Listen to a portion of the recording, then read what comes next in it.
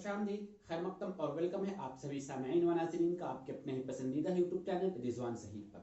आज की इस वीडियो में आप सबों को मैं लर्निंग डिसेबिलिटी, जिसे इक्तिसाबी माजूरी या फिर सीखने की मुश्किलात कहते हैं, इसके बारे में बिल्कुल डिटेल से बात करूंगा, क्योंकि ये टॉपिक बहुत इंपॉर्टेंट है।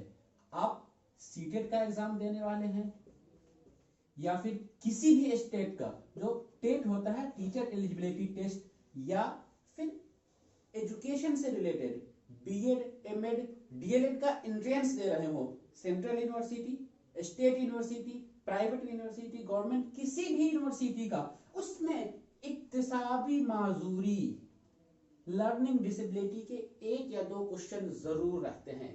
तो ये सेक्शन बहुत इंपॉर्टेंट है और इस चीज को समझना भी आपके लिए बहुत जरूरी है, ताकि इस तरीके के कोई क्वेश्चंस आपके सामने आए तो आप इसे मिस ना कर पाए। आप लोग इस वीडियो को एंड तक देखिएगा। कहीं पर कोई डाउट हो, कोई कंफ्यूजन हो या कोई क्वेश्चन हो तो आप हमें नीचे कमेंट बॉक्स में लिखिए, इंशाअल्लाह उस पर हम फिर रिप्लाई करेंगे।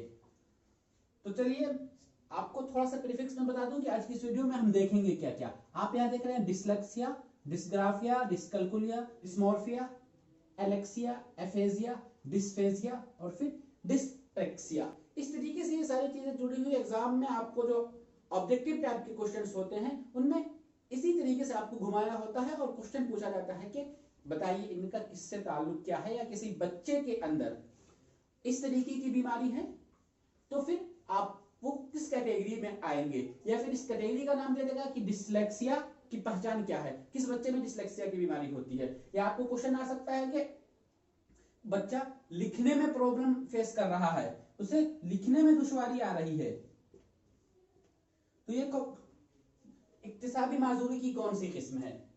तो इस तरीके के क्वेश्चंस को समझने के लिए और डाउट को क्लियर हल करने के लिए पूरी डिटेल से वीडियो को देखिए। तो चलिए हम शुरू करते हैं, लेकिन उससे पहले एक रिक्वेस्ट है, अगर अभी तक आपने रिजवान ज़हीर यूट्यूब चैनल को सब्सक्राइब नहीं किया तो जरूर सब्सक्राइब कर लीजिए और बेल आइकन को भी प्रेस कर दीजिए, ताकि हमारी हर एक वीडियो की नोटिफिकेशन आपको सबसे पहले मिले। सबसे पहले हम यहाँ पर आते हैं डिसलेक्सिया पर। एक चीज फिर आप लोगों को एक और टर्म समझ लेना है कि जब भी आपके एग्जाम में क्वेश्चन आता है तो इससे रिलेटेड क्वेश्चन में आपको लैंग्वेज में वर्ड चेंज नहीं होगा। इंग्लिश वाला तो इंग्लिश टर्मिनोलॉजी ही रहेगा, लेकिन अगर हिंदी में देखेंगे तो हिंदी में भी डिसलेक्सिया ही लिखा होगा, या फिर अगर आप उर्दू में देखेंगे तो डिसलेक्सिया ही होगा, या इंग्लिश में भी आपको, यानी एक ही चीज, सिर्फ आपका फोनेटिक चेंज होगा। तो किसी भी लैंग्वेज में इसमें आपको यह नहीं करना है कि इसका कोई और वर्ड पूछ दिया गया, तो वर्ड सेम टू सेम रहेंगे, बस आपको इसका कॉन्सेप्ट समझना है, इसकी मीनिंग समझना है कि ये क्या होगा। तो डिसलेक्सिया, आप इसमें देखिए दो चीजें लगी हुई है, एक है डिस और प्लस लेक्सिया। पढ़ने में अगर बच्चों को प्रॉब्लम आ रही है तो वो प्रॉब्लम डिसलेक्सिया की कहलाती है, और ये अलग अलग किस्मों से हो जाएंगी। मीन्स के बच्चा किसी लफ्ज की अदायगी में प्रॉब्लम कर रहा है, बच्चा किसी लफ्ज को पहचान नहीं पा रहा है, या फिर हम हर्फ को भी ले सकते हैं कि बच्चा कोई हर्फ नहीं पहचान पा रहा है, या सही तरह बार बार वो गलती कर रहा है। जैसे कोई अगर बे को पे पढ़ता है कोई बच्चा, लेकिन जो एक तरह के जो लफ्ज होते हैं फिर उनको भी पहचानने में दिक्कत, जैसे बी और फिर डी, इन दोनों में ज्यादा फर्क नहीं है, तो बच्चा कभी इसको डी कहेगा, इसको बी कह देगा। तो इस तरीके की जो प्रॉब्लम्स है वो सारे के सारे डिसलेक्सिया में आता है, यानी रीडिंग प्रॉब्लम। इसे हम रीडिंग ब्लाइंडनेस भी कहते हैं। बहुत रेयर केस में इसे पढ़ने और लिखने में दोनों में ले लेते हैं, लेकिन जनरली जो है ये डिसलेक्सिया का पढ़ने से ही रिलेटेड होता है, रीडिंग प्रॉब्लम। नेक्स्ट देखते हैं अब हम डिस्ग्राफिया।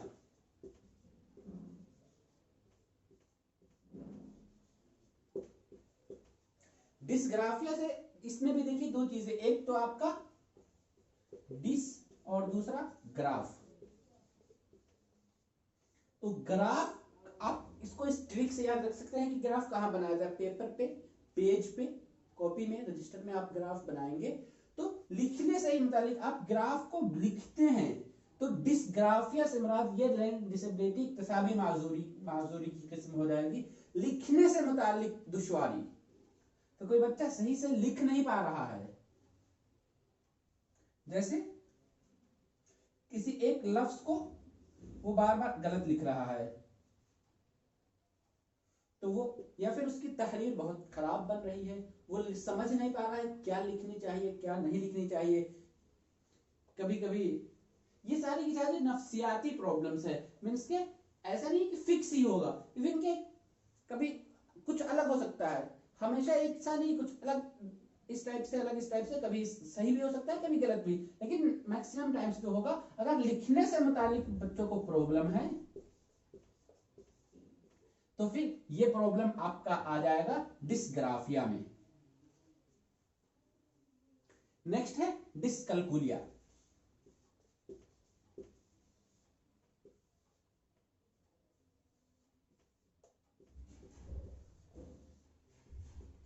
डिस्कैल्कुलिया में भी दो चीजें देख लीजिए, आपको यहां एक मिल जाएगा, एक तो है डिस और फिर प्लस कैलकुलेशन।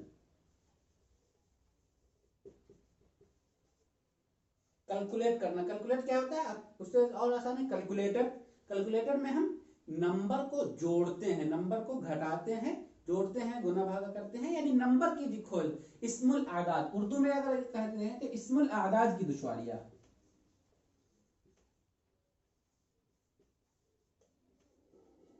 यानी 1 2 3 4 5, तो इस तरीके के प्रोग्राम है। मीन्स की कोई बच्चा क्लासरूम में 4 + 2 को वो 5 लिख देगा, 1 + 3 को वो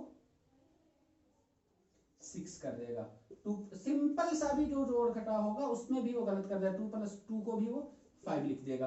तो कैलकुलेशन में उसकी जो प्रॉब्लम आ रही है, हिसाब किताब में, इल्मुल आदाद में, मैथमेटिक्स में, मैथमेटिकल टर्म में तो वही मैथमेटिक्स में ही कहते हैं कि अगर उसे प्रॉब्लम आ रही है तो फिर वो कैलकुलेशन है।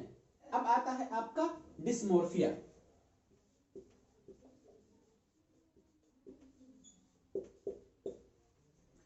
डिस्मोर्फिया क्या होता है,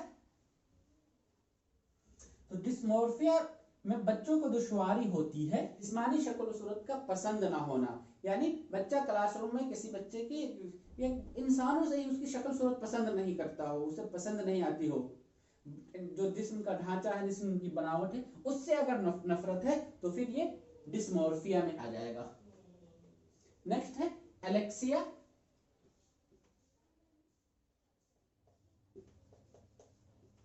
और इसी के लिए एक और वर्ड आता है डिस्फेजिया।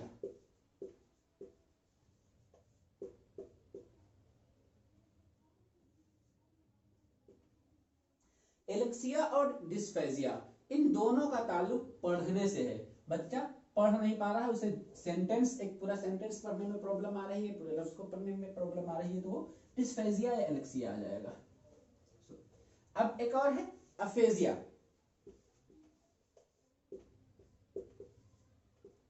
अफेजिया का ताल्लुक बोलने से है, बच्चे को बोलने में प्रॉब्लम है तो फिर वो प्रॉब्लम अफेजिया की प्रॉब्लम में आ जाती है। नेक्स्ट है डिस्प्रेक्सिया, जो कि लास्ट है।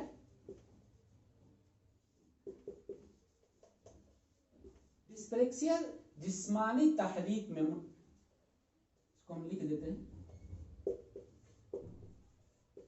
यानी किसी बच्चे को प्रॉब्लम चलने में है, पैर के प्रॉब्लम यानी बॉडी से ही रिलेटेड है तो वो डिस्प्रेक्सिया में आ जाएगा। इसी तरीके से किसी बच्चे को लिखने में है, हाथ का प्रॉब्लम है, हाथ का प्रॉब्लम तो फिर वो लिखने में आ जाएगा। यानी हमारी जो बॉडी है, हमारे जो आज़ा है, जिस्मानी आज़ा, उनका अगर उनके मोटिवेशन में, उनको हिलाने डुलाने में, उससे किसी काम को करने में, उसका यूज करने में, तो उसकी जो प्रॉब्लम्स आती है, अगर बच्चा उसको सही तरीके से, सही ढंग से नहीं कर पा रहा है तो ये सारी की सारी डिस्प्रेक्सिया में आ जाएगा, यानी जिस्मानी तहरीक।